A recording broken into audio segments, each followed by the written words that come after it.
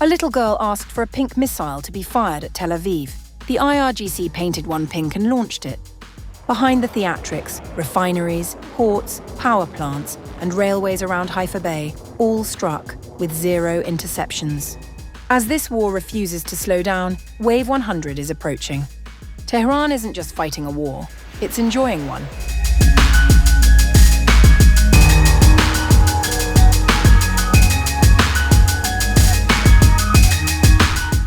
In a video that quickly spread across social media, a young Iranian girl made an unusual request, asking for a pink missile to be fired at Tel Aviv.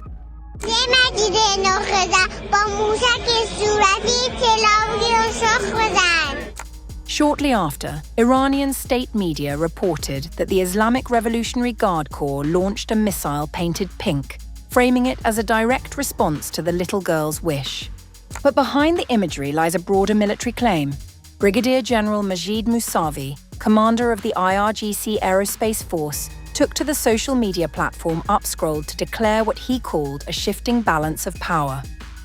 The regime, by abandoning the northern cities of the occupied territories, has practically accepted a defeat in the balance of power. Musavi pointed to Israel's reported evacuation of northern settlements as evidence of what Tehran is calling a strategic collapse of Israeli defenses. General Musavi went further, offering a sweeping account of alleged damage inflicted within a single 24-hour window. According to his statement, Iranian missiles struck refineries, power facilities, ports, and railway infrastructure around Haifa Bay, with no successful interceptions reported. Iran has framed these strikes as retaliation for what it describes as US-Israeli attacks on its economic infrastructure, including the B1 bridge in Al-Borz province and the Mashar petrochemical plant. The strikes are part of what Iran has codenamed Operation True Promise 4, its ongoing retaliatory campaign, now in its 9th week. The Iranian armed forces say they have launched nearly 100 waves of strikes since February 28th, the date Tehran says marked the beginning of what it calls unprovoked US-Israeli aggression against the Islamic Republic. Israeli air defense systems, long considered among the most advanced in the world, have repeatedly come under scrutiny, with battlefield reports suggesting consistent failures to intercept incoming missiles. Iran has consistently maintained that its military operations are legitimate acts of self-defense under international law. Tehran says it will not stand down until the US-Israeli campaign ends, and until, in its own words, the occupied territories face the full consequences of the war they started.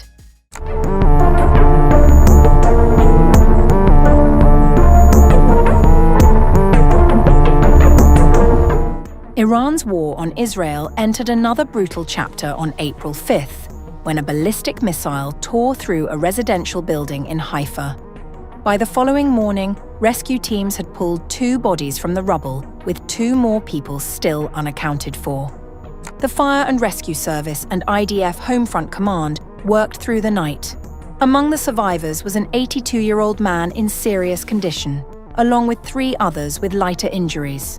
The building was at serious risk of collapse, and surrounding structures were evacuated after officials raised the possibility that the missile's warhead had not fully detonated on impact. Israel Police Commissioner Danny Levy told reporters at the scene that teams were deploying every available resource. We are focusing all efforts on the 4 who are supposed to be here, using all means at our disposal. The warhead of the ballistic missile that struck the residential building may not have exploded upon impact, and therefore we evacuated several buildings, so that in the unlikely case that the missile explodes, nobody will be hurt. The Israeli Air Force acknowledged it had failed to intercept the missile and opened an investigation into the air defense failure. On April 6th, Haifa was struck again, this time by cluster munitions that sparked a car fire and wounded 4 people, including 2 young girls treated for smoke inhalation. On the northern front, Hezbollah has been firing hundreds of rockets daily since joining the war last month. 6 people were wounded in a rocket attack on Deir al-Assad. The group has also fired more than 165 rockets at UN positions in southern Lebanon. killing 3 Indonesian UNIFIL troops in recent weeks. IDF Chief of Staff Eyal Zamir visited troops at the border and vowed the military would not withdraw until the threat was removed. Regarding the war objectives at this time in Lebanon, the IDF is establishing a forward defensive line to strengthen defense and push the threat away from northern communities. We will remain on this line as long as required. Meanwhile, Iran was fighting on several other fronts.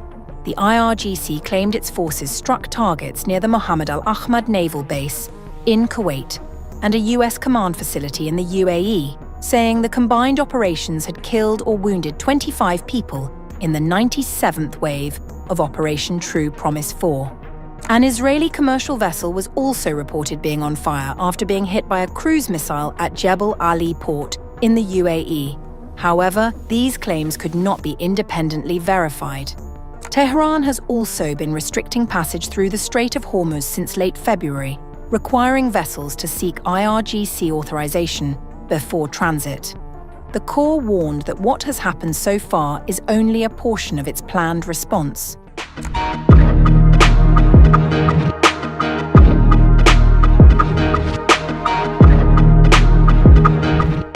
Bahrain has become the latest flashpoint in a widening regional crisis after Iranian drone attacks struck key energy infrastructure, triggering fires and raising fresh concerns over the vulnerability of Gulf economies.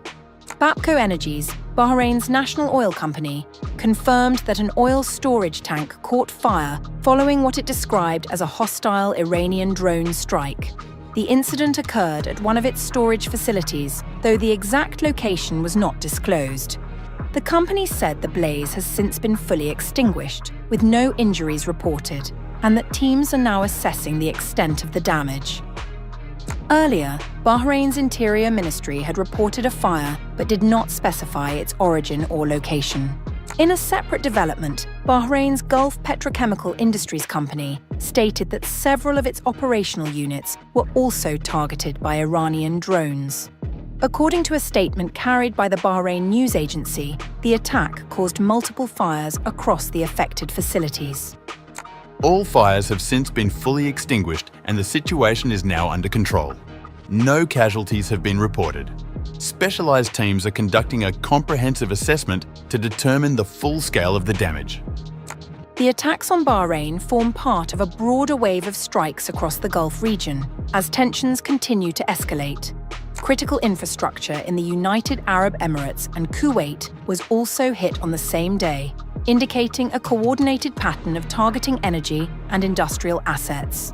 In the United Arab Emirates, authorities in Abu Dhabi confirmed that emergency teams were responding to fires at a petrochemical facility in Ruwais Industrial City. The blaze was reportedly caused by debris falling after air defense systems intercepted incoming missile and drone threats. Operations at the plant were immediately suspended while damage assessments were carried out. Officials confirmed that no injuries were reported.